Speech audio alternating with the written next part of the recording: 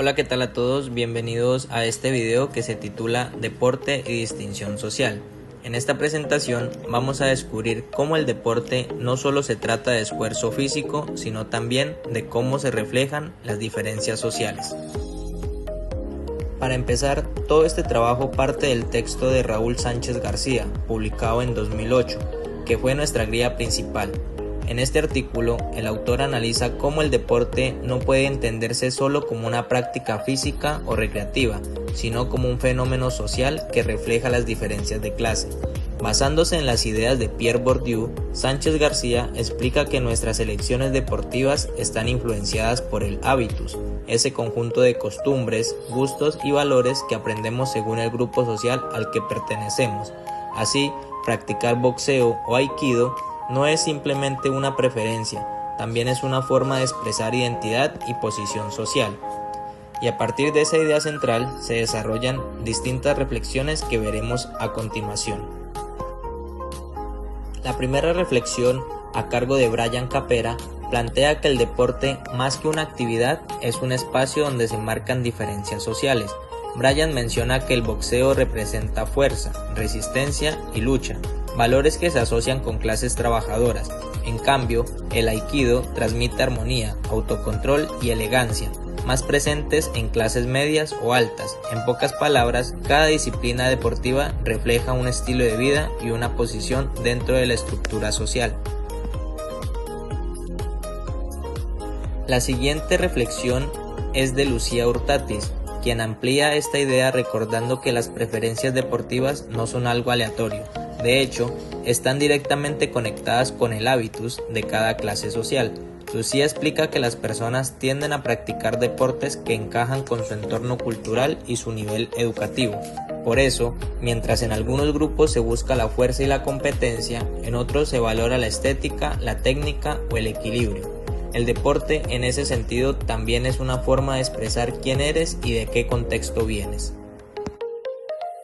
Luego tenemos la reflexión de Mauro Quiroga, quien profundiza en uno de los conceptos más importantes de Bourdieu, los distintos tipos de capital. No todas las personas tienen el mismo acceso al capital económico, cultural o simbólico, y eso se nota mucho en el mundo deportivo.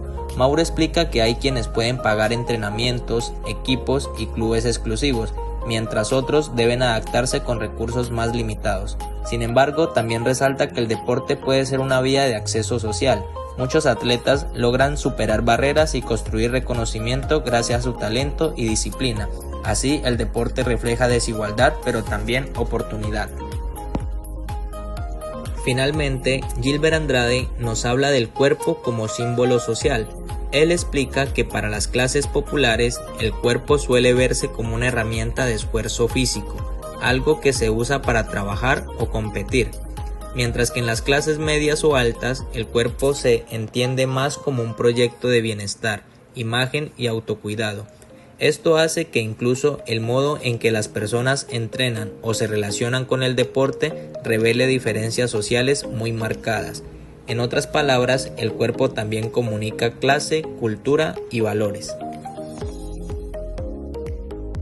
Ahora, para representar todo esto visualmente, se incluye un recurso audiovisual con diferentes escenarios deportivos.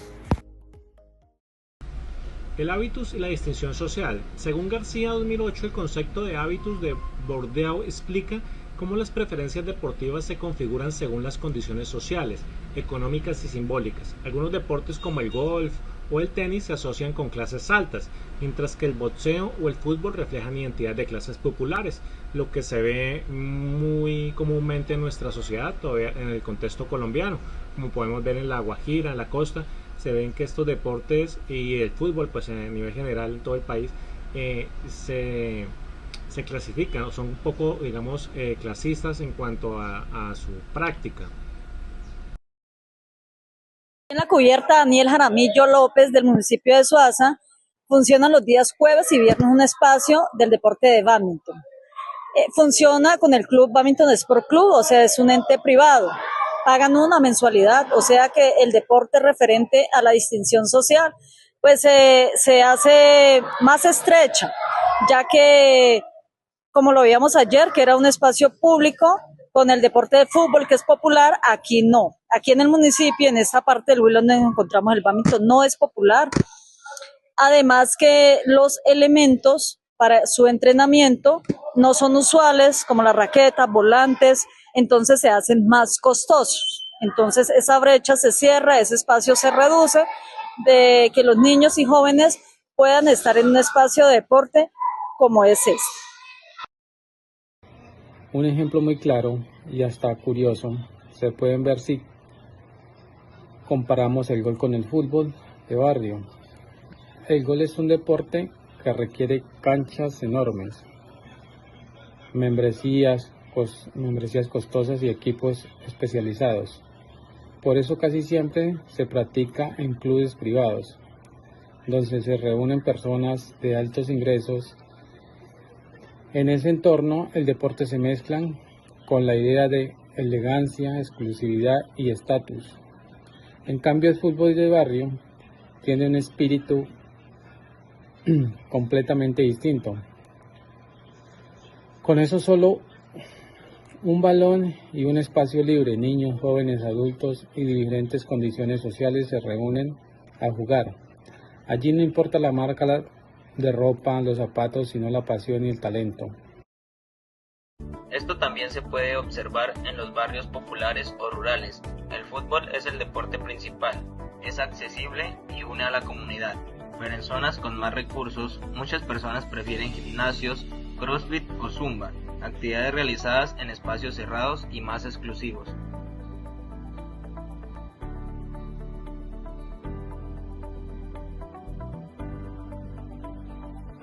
Estas diferencias muestran que el deporte, además de unir, también distingue. No todos acceden a los mismos espacios ni buscan lo mismo al practicarlo. En muchos casos, el tipo de deporte refleja el nivel económico, la educación y los valores de cada grupo social. Durante el desarrollo del trabajo también se participó activamente en el foro del curso. Allí se compartieron opiniones, ejemplos y se analizaron las formas en las que la teoría se puede aplicar en la vida real. Fue una experiencia muy enriquecedora porque permitió ver cómo el deporte, además de reproducir desigualdades, también puede transformar las relaciones sociales.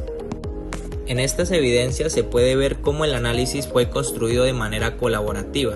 Cada aporte sumó una mirada distinta y eso ayudó a entender que el deporte puede unir a las personas, pero también refleja diferencia de clase, género o cultura.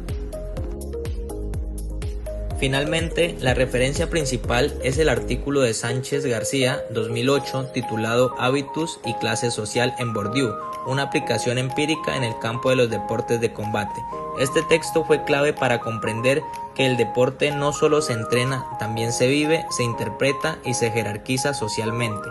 Cada elección deportiva, ya sea boxeo, aikido, fútbol o yoga, hablan de un contexto, una historia y una forma de ver el mundo.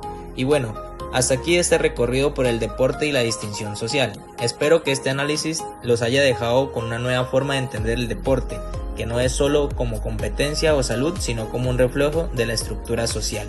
Gracias por acompañarme y por llegar hasta el final del video.